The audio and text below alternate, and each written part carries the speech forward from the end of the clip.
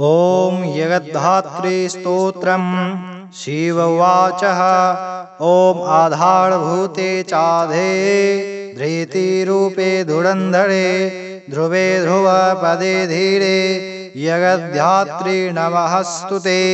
सवाकारे शक्तिरूपे शक्तिस्थे शक्तिविग्रहे शक्त्याचार प्रिये देवी जगद्धात्री नमस्तुते ययदे जगदानन्दे यगाके देका प्रपूजिते जया सर्वगते दुर्गे जगद्धात्री नमस्तुते परमाणुस्वरूपे च द्वानुकादिस्वरूपिणी स्थूलातिस्थूलरूपे च जगद्धात्री नमस्तुते सूक्ष्मातिसूक्ष्मरूपे च प्राणाप्राणादिरूपिणी भवाभावस्वरूपे च जगद्धात्री नमस्तुते कालादिरूपे कालेशे कालाकालविभेदिनी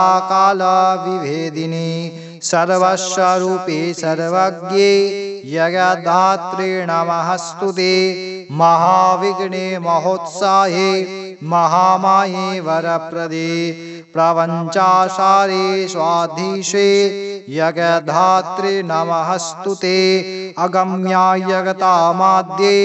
महेश्वरी वराङ्गणे अशेषारूपे रूपस्ते जगद्धात्री नमस्तुते द्विसप्तकोटिमन्त्राणां शक्तिरूपे सनातनी सर्वाशक्तिस्वरूपे च जगद्धात्री नमस्तुते तीर्थयज्ञतपोदाना योगसारे जगन्मयी तमेवा सर्वं सर्वस्ते जगद्धात्री नमस्तुते दयारूपे दयादृष्टे दयार्षे दुःखमोचनी सर्वापत्यारिके दुर्गे जगद्धात्री नमस्तुते अगम्याधाम मध्यामस्ते महायोगीशरित्पुरे अमे अभावकूटस्थे जगद्धात्री नमस्तुते इति श्री जगद्धात्रीकल्पे जगद्धात्री स्तोत्रं समाप्त्यम्।